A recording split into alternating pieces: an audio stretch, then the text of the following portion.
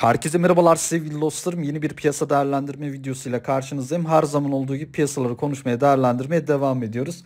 Bugün 2 Mayıs Ramazan Bayramı'nın ilk günü arkadaşlar. Herkesin Ramazan Bayramı'nı en içten dileklerimle kutluyorum. Umarım sevdiklerinizle güzel bir bayram geçirirsiniz. Tabii ki piyasaların bayramı seyranı yok. Fiyatlar hareket etmeye devam ediyor. İç piyasada borsamız kapalı olsa da dış piyasada hareketler devam ediyor arkadaşlar. FED toplantısına 2 gün kaldı ve fiyatlar gerçekten aşırı derecede oynaklık artmaya başladı. Gelin isterseniz hep beraber şöyle bir değerlendirelim. Analize geçmeden önce kısa bir duyuru yapmak istiyorum. Her videoda 2 tane takipçime kendi kullandığım stratejilerimi hediye ediyorum. Peki nedir bu stratejiler? Borsada hisselerde al-sat yaparken, spot piyasada dolar, altın, gümüş vesaire al-sat yaparken, keza kripto paralarda hem spot hem marjin piyasada ayrı ayrı kullandığım %85 %90'a yakın başarı oranı sağladığım stratejilerimi sizlerle paylaşıyorum arkadaşlar. Bu zamana kadar bunları parayla dahi satmayı düşünmedim ki bundan sonra düşünmüyorum. Sadece videolarımda hediye edeceğim. Bu hediye etkinliğine katılmak için kanala abone olup videoya bir beğeni, bir tane de yorum bırakmanız yeterlidir arkadaşlar. Gelecek videoda kazanıp kazanmadığınızı kontrol edebilirsiniz. Piyasalar FED faiz kararına odaklanmışken peki fiyat hareketleri bize ne söylüyor? Şimdi biliyorsunuz bundan 1,5 hafta önce Powell çıktı, dedi ki arkadaşlar ben 50 bas puan faiz artışına gideceğim dedi. O gün herhangi bir faiz kararı yoktu. Yani bir toplantı yoktu, bir şey yoktu. Bunun tarihte örneği çok azdır. Ve bir FED başkanı çıktı, ne kadar faiz artıracağını açık ve net bir şekilde söyledi. Bununla beraber piyasalar bir anda karıştı. Yetinmediler, arkasından FOMC üyeleri çıktı. Yani ertesi günlerde işte 75 bas puanla gelebilir, 100 bas puanla gelebilir gibisinden söylemler dile geldi. Bununla beraber piyasalar bir anda karıştı. Altın, gümüş gevşedi. Zaten kripto paralar 1-1,5 haftadır testere modunda devam ediyor. Aynı bant içerisinde gitgelleri devam ediyor. Kanser moduna geçmiş durumdalar tamamen. Piyasalar allak bullak oldu. Peki FED toplantısından ne bekliyoruz? Türkiye saatiyle çarşamba günü 21.00'da faiz kararı geliyor. Saat 21.30'da 9.30'da ise bir basın toplantısı gerçekleştirilecek. Ben 50 bas puan artış bekliyorum. Her ne kadar FOMC üyeleri 75 bas puan beklese de ben 50 bas puan bekliyorum. Hani piyasa beklentisi şu an 100 bas puana çıktı, 125 bas puana çıktı bazı ekonomistlere göre. Ama ben 50 bas puanlık bir faiz artışı gelecek ve piyasaların bir tık rahatlayacağını düşünüyorum. Yani 2022'ye bu faiz artışlarını yayacaklarsa, biliyorsunuz 4-5 tane faiz artışı bekleniyor. Bunu kademeli bir şekilde yapmaları lazım arkadaşlar. Bir anda işte 75 bas puan, 100 bas puan artırıp piyasaları allak bullak edeceklerini düşünmüyorum. Peki dolarda son durum nedir? Şimdi faiz artışı gelecek çarşamba günü, hep birlikte göreceğiz. O güne kadar böyle bu şekilde piyasaları sarsmaya devam edecekler. Şimdi dolarda 14.86 direnci kırıldı. Bakın burada bir gedik açıldı. Direnç hatta güzel hacimli bir şekilde kırıldı. Ben size onu söyleyebilirim. Bakın zaten burada görüyorsunuz. Burası uzun zamandır bir direnç bölgesiydi. Merkez Bankası içinde bir savunma bölgesi olduğunu düşünüyordum ben. Çünkü geçmişte bakın buralardan çok sert satışlar geldi. Yani dirençleri geçemeyince 4 saatlik şöyle hacim mumlara bakın. Satış yönlü hacimler oluştuğunu görebiliyorsunuz arkadaşlar. Yani burada bir gedik oluştu. Burada bir direnç kırıldı. Küreselde bir dolar değerlenmesi var zaten. Dolar endeksi artıyor. Para dolara kayıyor. Bir sebeple kırıldı. Ve buradan itibaren yukarıdaki dirençlere doğru çıkışların ben devam edeceğini düşünüyorum. 14.92, 14.96 ve 14.98 önümüzdeki günlerde ve saatlerde hedef olduğu düşüncesindeyim. 14.98'de geçilirse kademe kademe 15-20'ye doğru hareket hızlanacaktır. Belki buralarda tekrardan bir devreye girme modu olabilir. Bir tekrardan dirence takılma modu olabilir.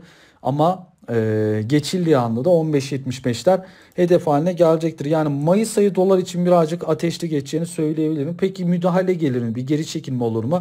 Veya da olursa nereye kadar olur? 14.71'lerin ben destek hattı olduğunu düşüncesindeyim. Hani olur da Merkez Bankası bir müdahale edeyim derse buralara kadar geri çekilme olabilir. 14.71, 72 ama ben çok fazla bir geri çekilme olacağını düşünmüyorum ki Merkez Bankası buralarda tekrardan devreye girmeyecektir. Çünkü burada bir gedik açıldı, bir direnç kırıldı arkadaşlar. Buradan itibaren birazcık salacaklarını ben düşünüyorum. Çünkü buralarda müdahale olursa 14.71'lere gelirse tekrardan hızlı alımlar gelir. Müdahaleler hiçbir işe yaramaz. ve önümüzdeki zamanlarda bu boşa yapılan müdahalelerin acısını biz çekeriz. Oralarda o yüzden müdahale geleceğini ben düşünmüyorum. Ha, olur da beklenmedik senaryo 14.71 72 olur. Oradan da hızlı tekrardan alımlar geleceğini düşünüyorum.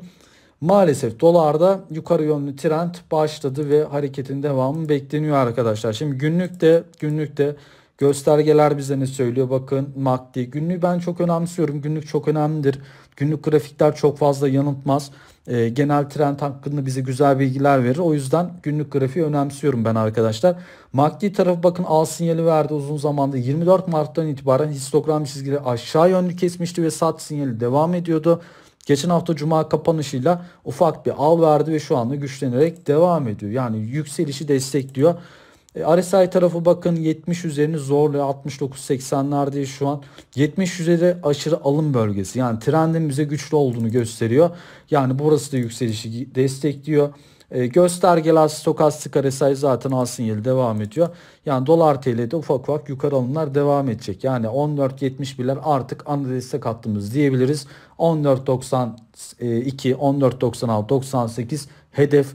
14.98'in aşılmasına 15.20'ye doğru yükselişler dolarda devam edecek gibi duruyor. Şimdi altın tarafında Merkez Bankası'nın tabii Fed'in faiz artıracağı beklentisiyle burada da satışlar derinleşti. Ya burada bir tık daha böyle işte bu zamanlarda birazcık daha pislik yapıldığını ben söyleyebilirim tabiri caizse. Niçin? Çünkü bakın her Fed toplantısı öncesi bunu yapıyorlar. Şurada mesela Fed toplantısı vardı. Altın işte 1950'lerden 1880'leri çekmişlerdi. Hızlı bir toparlanma gördük. Daha sonrasında. Burada yine ben hızlı bir toparlanma olacağı düşüncesindeyim. Ama çarşambaya kadar maalesef yapabildikleri kadar bunu sürdürecekler. Onu söyleyeyim ben size. Hani destek hatları aşağıda 1850, 1830 iğnelemeler olabilir. Ama orta ve uzun vade için gerçekten tarihi bir fırsat veriyor altın. Geri çekilmeler bana göre alım fırsatı ve gerçekten sabreden parayı vuracak diye ben düşünüyorum. Çünkü Merkez Bankası toplantıları öncesi genellikle bu tarz geri çekilmeler, iğnelemeler olabiliyor. Ama destekler çalışacaktır. Altın tekrardan yukarı dönecektir. Peki yani Merkez Bankaları işte Fed faiz artırıyor. Önümüzdeki dönemlerde de artıracak. Aklınızdaki soru altın nasıl yükselecek? Yani ne sebeple yükselecek? Faiz artıyorsa altın düşüyor işte diyorsunuz. Ben size şunu söyleyeyim. Her toplantı öncesi isterse faiz sabit kalsın. Altında hep gevşeme olur arkadaşlar.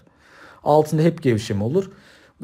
Bunları piyasa bakın bu şekilde fiyatlıyor. Mesela şurada FED toplantısı vardı. Geri çekildi. Arkasından bir savaş bahanesiyle tekrardan 2000 dolara gittik. 2000 dolar testi geldi. Yani ufak bir olumsuz haber akışında altını sert bir şekilde alıyorlar.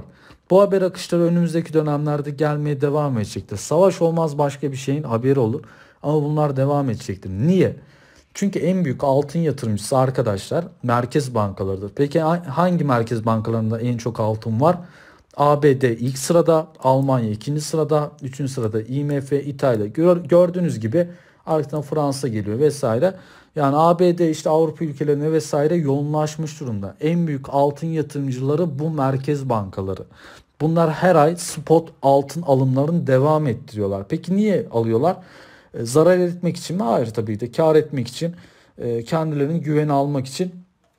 O yüzden bu merkez bankaları satışa geçmeden altında kalıcı bir düşüş trendi oluşmaz. Ki bunlar da her ay her hafta almaya devam ediyorlar. Bir diğer sebep ise enflasyon arkadaşlar. Bakın dünyada enflasyon her geçen ay artmaya devam ediyor. Artacağını biliyoruz. Olur da bu enflasyonist ortamda beklenmedik daha fazla bir enflasyon fırtınası görürsek ki gidişat o yöne doğru gidiyor. Hiçbir dönüş yok. Belki yaz aylarında rahatlama daha sonra tekrardan sert artışlar altına alacaklar. Yani altında FED baskısı geçtikten sonra tekrardan yukarı yönlü trend gelecek. Özellikle 1875 direnci tekrardan aşılacak. 1898 trendi tekrardan aşılacak. 1900'lerin üzerini konuşacağız. Ve altın tarihi fırsatlar sunduğunu size söyleyebilirim. Altın tekrardan yukarı yönlü dönmesini bekliyoruz. Bu geri çekilmeler fırsat arkadaşlar. Gram altında ne bekleyebiliriz? Gram altında 900 TL civarları 880 ile 900 TL arası benim için fırsat demiştik. İşte o aralıktayız. Hani 890-880 iğnelemeler olacaktır. Ama orta ve uzun vadede gerçekten güzel bir fırsat sunuyor. Altın borcu olanlar, düğün yapacak olanlar buralardan ben kendi adıma değerlendiririm, alırım. Orta uzun vadede gerçekten güzel karlar yazacaktır. Bunu da açık ve net bir şekilde söyleyeyim arkadaşlar. Yani altında tabii ki 1000 TL üzeri hedeflerimiz var. Yukarıda konuşulması gereken çok seviyeler var. Sadece sabır diyorum. Yani altında dediğim gibi 880, 890, 900 bu aralıklar benim için alım fırsatıdır. Tekrardan yukarı yönlü dönüşleri izleyeceğiz, takip edeceğiz arkadaşlar. Bir enstrüman düşüşlerde alınır, düşüşlerde maliyetlenilir. Yani altın bundan 3-4 hafta sonra 950 bin TL çıktı diyelim mesela. Buralardan herkes altın almak ister. Halbuki şu an herkes daha da düşecek. Merkezin psikolojisi alt üst olmuş durumda. İşte böyle zamanları değerlendirmek lazım. Böyle zamanlarda her zaman gelmez. Şimdi gram gümüş TL, gram gümüş TL'de 11 TL'nin altında fiyat diyor. Hani benim 11 TL maliyetli gram gümüş TL'miz var. Onu söyleyeyim ben size. Buradaki volatilite fazla olduğu için, dalgalanma fazla olduğu için hani çok fazla geri çekilmeleri çok fazla takmıyoruz. Yani altına alım geldiği an ons altına, gümüş dolarda kendini direkt yukarı atar. Yani 30-40 kuruşluk dakikalar içerisinde kendini yukarı atma hareketleri burada da görürüz. O yüzden sakin olmakta fayda var. Bu geri çekilmeler alım fırsat, tekrardan yukarı yönlü trendleri kovalayacağız arkadaşlar. Borsa, şimdi borsamız kapalı. Onu da şöyle kısaca bir değerlendirmek istiyorum. Hani zaten değerlendirmelerimiz olacak ilerleyen günlerde de. Hani borsadaki geri çekilmeler fırsat, 2300-2250 bölgesi gelirse açık ve net bir şekilde söylüyorum, alırım ben. Yani borsada bakın, bu düşüş geçici bir düşüş. Ben size açık ve net bir şekilde söyleyeyim. 3000 puanları hedefleyen bir borsamız var. Yani bu geri çekilmeler ara düzeltme hareketleri, risk almak isteyen kademelerde 50 puanlık 2400, 2350, 2300 alır. Risk almak istemeyen 2250, 2300 aralığı gelirse ben alırım. Hedefimiz 3000 puanlar diye size rahat bir şekilde söyleyebilirim. Buradan hemen neye geçelim? Bitcoin'e bakalım. Şimdi Bitcoin tarafında testere mod devam ediyor. Hani şunu söyleyeyim ben size, şu kırmızı üzerinde arkadaşlar, bakın kırmızı üzerinde ne yapıyorlar? Bizi böyle bu şekilde buralarda kanser ediyorlar. Yani şu kırmızıyı kırmıyoruz, dokunuyoruz, tepki veriyoruz. Dokunuyoruz, tepki veriyoruz. Kontrollü bir düşüş var. Neredeki gibi, şöyle günlüğe geçeceğim. Neredeki gibi geçmişte bu tarz hareketleri gördük. Nerede gördük? Geçen yaz Temmuz ayında. Bakın burada da bir kırmızı üzerinde sekmeler görüyorduk. Ve kanser eden bir piyasa vardı. En sonunda bir dokundu şu sarıya. İşte Elon Musk'ın da bir görüşmesi vardı. Ondan sonra piyasa aldı başını gitti. Bakın gene buradaki gibi kontrollü bir düşüş var burada da. Dikkat edin, benzer hareketler. Tekrardan dönüşünü bekliyoruz. Yani şu sarıya dokundururlar mı? Yani bunu FED günü yaparlarsa yaparlar. Ama dönüşleri bekliyoruz. Tekrardan 40K'yı aşan bir Bitcoin göreceğimizi düşünüyorum. 45-48K'yı hedefliyoruz. Yani dip bölgeler 35 bin, 36 bin bölgeler olabilir. O da şu sarı bölge. Oranın geleceğinin garantisi yok. Tekrardan dönüşleri takip edeceğiz arkadaşlar. Şu anlık Bitcoin ile ilgili söyleyeceklerim de bu kadar. Piyasalar ile ilgili söyleyeceklerim bu kadar. Yorumlarınızı, sorularınızı vesaire yazabilirsiniz. Hoşça kalın.